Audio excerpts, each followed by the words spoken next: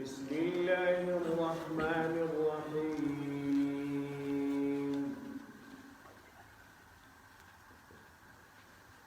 رب اشرح لي صدري ويسر لي أمري واحلل عقدة من لساني يفقه قولي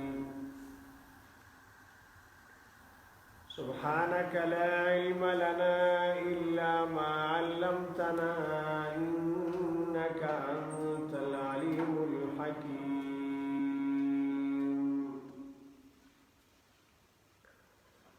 ثم إنكم بعد ذلك لميتون ثم إنكم يوم القيامة تبعثون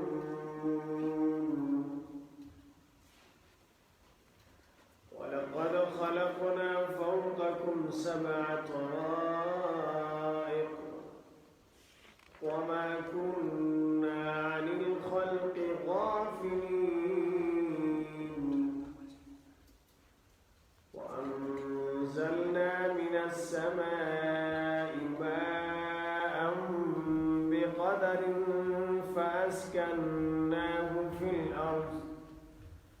وإنا على ذهاب به لقادرون فأنشأنا لكم به جنات من نخيل وأعناب لكم فيها فواكه كثيرة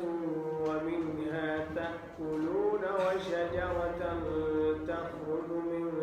طور سيناء تنبت بالدهن وصبغ للآكلين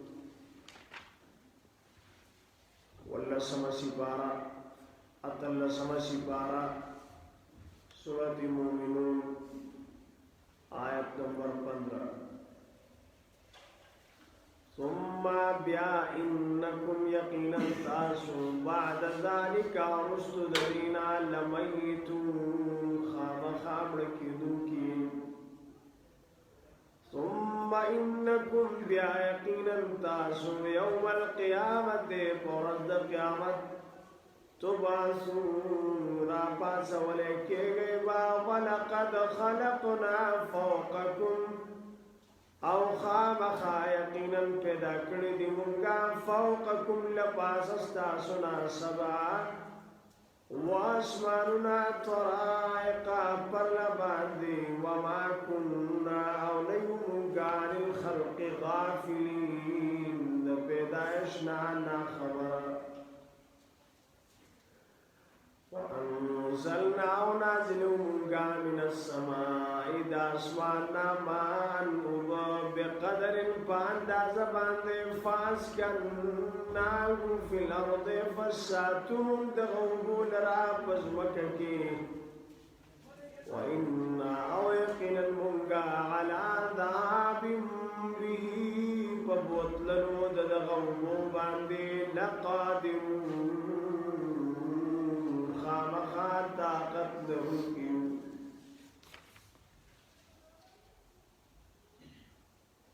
ثم انکم بعد ذلك لمیتون بیا تاسو د دین رسته مړ کېدونکي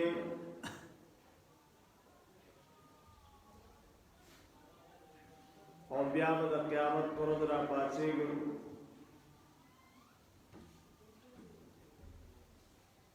مخی اللہ پاک ذکر فرمایا کہ انسان تا خیستہ شکل و صورت میں ورکڑے ہوئے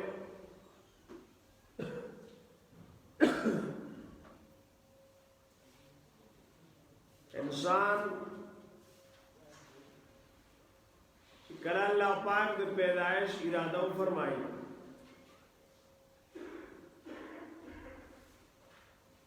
داغه وخت راواله دنیا ته راتلو پورې انسان مختلف پراسز او مختلف مراحل طے کوي دا غینه پاس کیږي او دې ځان نه خبر نه حتی چې دې ژوندې انسان شي دې پیدا شي بیا ورو په دې کې عقل راځي دل الله پاک بیا رزق ورکړي دل بیا الله پاک عقل ورکړي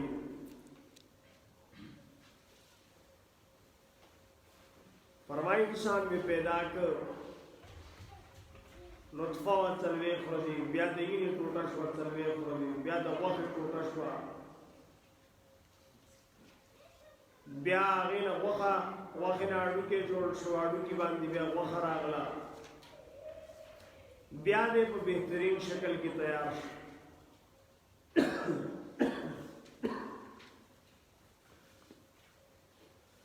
خدا انسان دنیا ته ہمیشہ دا پارا نہ دے راغلے اس فرمائی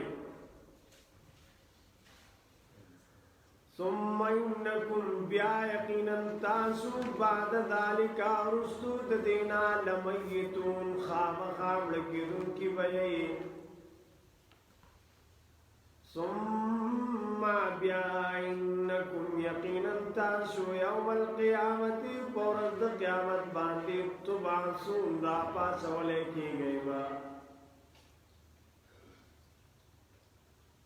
وَلَقَدْ خَلَقْنَا فَوْقَكُمْ سَبْعَ طَرَائِقَ وَمَا كُنَّا عَنِ الْخَلْقِ غَافِلِينَ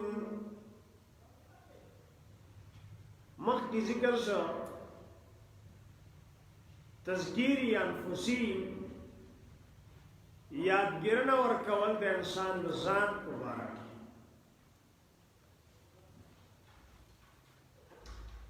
اس ذکر کیږي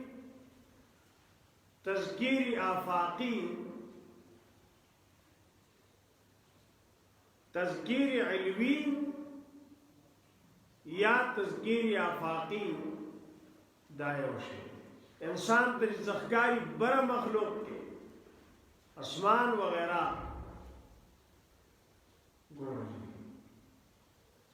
وَلَقَدْ خَلَقْنَا خَامَ خَائِقِنًا مُنْ پیدا کردی فَوْقَكُمْ لَپاس استاسنا سبع طرائق سبع سماوات طرائق طباق پرلبان لان دیبان سبع طرائق بعضها فوق بعض واسمان دی یو بل پاس دی وما كنا او نیمونگا عن الخلق دا پیدایش ندینا غافلین نا خبر بچو کی کم چی مخلوق او ہر چی خالق دی اغا خبا خبر زکا پیدا کری وَأَنزَلْنَا مِنَ السَّمَاءِ مَاءً بِقَدَرٍ دا بل دلیل دام دلیل عقلی دی او نازلو من السماء دا اسماننا وَأَنزَلْنَا من نازل کری نور ننازلو وننزلو من نازلو من السماء دا اسمان نامان مطرن باران بقدر باندازه باندې بقدر ما یکفیکم دومره اندازه چې تاسو ته پوره کیږي لکه بل ځای کې الله پاک فرمایي وعندنا خزائنه وما ننزله الا بقدر معلوم زمون سره خزانی دي ومونږه چې نازلو نو په مقدار معلوم به حساب نه ساينس داوي چې باران شي او بیا باران پس مکه کې چې دا غي څومره ضرورت دي د باران هغه حل شي په هغې باندې او بعد د هغې نه هغه وچه شي ځمکه او د بخاراتو په شکل کې هغه اوبه واپس بروخیږي د هغې نه وریځ تیارېږي او بیا چې دی نو واپس هغه الله پاک په ځمکه باندې راوړي او دا یو نظام دی سسټم د قدرت سے یو سسټم دی لوی نظام دی هغه چلېږي فانشانا فسرا پیدا کونگا لکم لپارستاسو بیہی پدے باران سرا جنات باغنا بیہی پسبب دے باران سرا جنات باغنا من نخیل دکجور وآعناب نود انگور انگور و کجورا بالخصوص دلتا ذکر شدوا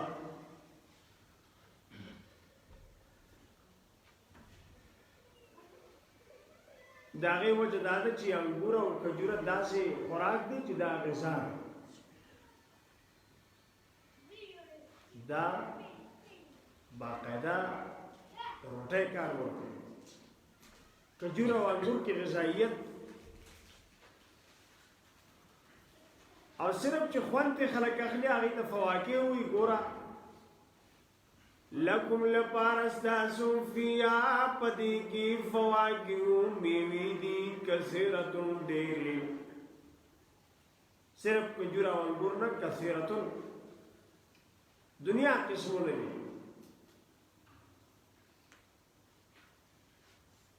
ومنگا او ددینا تاکلون خوراک کوئی تاسو دا نعمتو نبی دیتے ویلے کی دلائل سفلیہ کم دلیل چی دلان دی کائنات یعنی دسمک سر تعلق ساتی آگے تو ویلے کی دلیل سفلی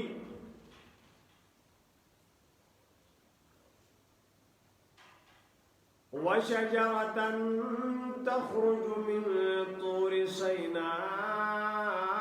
تَنبُتُ بِالدُّهْنِ وَصِبْغٍ لِلْآكِلِينَ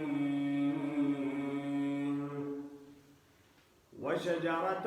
وَأَنشَأْنَا شَجَرَةً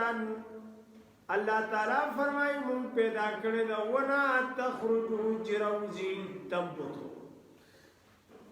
چراٹو گیگی من توری سینا دا توری سینا غرنا توری سینا پا یمن کی او غرب التا زیتون خونان دیر زیاد تنبتو بدونی چرا زرغنوی تیلو لرا چرا زرغنوی تیلو لرا مطلب تنبتو بدونی تنبتو معدونی را زرغنیگی دا تیلو سرا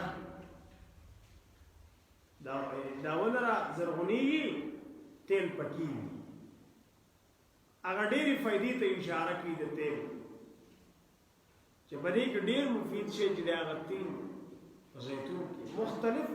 بیماریو شفا پکې الله پاک ایښې ده او خوراک هم خوري یې وشجرة او ونه تخرجو چراوزی چرا زرغنیگی چرا ٹوکیگی من توری سینا دا توری سینا غرنا تنبتو بدونی چرا زرغنوی تیلو لرا تنبتو معدونی چرا زرغنیگی رالویگی دا ونا دا تیلو سرا وصبغن او انگولے سالن دے ای ادام للآکلین لبارد قرنکم وإن لکم او یقینا لپارستاسو فی الانعام پچارمو کی لعبرتا خام خائبرت دے وإن لکم فی الانعام لعبرہ تاسوتا مما داغنا فی بطونی آج پخیٹو دے چاروں کی پائے لکبل سے کہ اللہ تعالیٰ فرمائی من بین فرث و دم لبنا خالصا سائغا للشاربین اللہ تعالیٰ فرمائی من بین فرث و دم د څاروي د غشانو د یینې په منځ کې من بین فرث و دم لبنن پی خالص په اسانه تېرېدونکي دي د څښونکو دپاره مری کې غوټه کېږي نه راوځي د څاروي د خېټې نه د څاروي رنګ تور دی یا سور دی یا سپین دی فضله بل طرف ته یینه او چې کوم پیت الله پاک را پیدا کړي هغه سپین صفا د ګندګۍ گنجائش په هغې کې دننه نظام الله پاک داسې پیدا کړی دی چې په هغې کې د ګندګۍ گنجائش نه وي او په تمامو خوراکونو کې بهترین خوراک پی چې په هغې کې ټول ویټامنز موجود دي او ټول طاقتونه سبزي پکې هم شته د غوښې والا پکې هم شته د اوبو والا پکې هم شته چې هیڅ یو سړی نه کوي او صرف په یې کې ټوله زندګي به تېرېږي هغه الله پاک د څاروي د خېټې نه موږ له راکوي وَإِنَّ لَكُمْ وَيَقِينًا لَپَاسْتَاسُ فِي الْأَنْعَامِ پَچَارُو کی لَعِبْرَةً خَامَخَا عِبْرَتْ دے نُسْقِيكُمْ مُنْسْكَوْ تَاسُتَا مِمَّا دَاغِنَا فِي بُطُونِهَا جِپَ خِیٹُ دَدِي کِرِي وَلَكُمْ وَلَپَاسْتَاسُ فِي الْأَنْعَامِ پَدے چارو کی منافع فیدی کثیرة ڈیرے فی حملها فی رکوبها وحملها ددی پر رکوب کی یعنی سوریدو کی او حملها ددی پر بار اڑلو کی بار چتولو کی فیدی منافع فیدی کثیرة ڈیرے ومنها او ددینا تاکلون خوراک کوئے تاسو قربانی کی گورا څومره څاروي ذبح کیږي انسان د پاره الله پاک پیدا کړی دي انسان فائدہ هم د هغې نه اخلي د حلال او د حرامو زناورونه د رکوب او د حمل فائدہ هم اخلي او کم چې بیا حلال زناور دي هغه خوراک هم د هغې نه کوي وعليها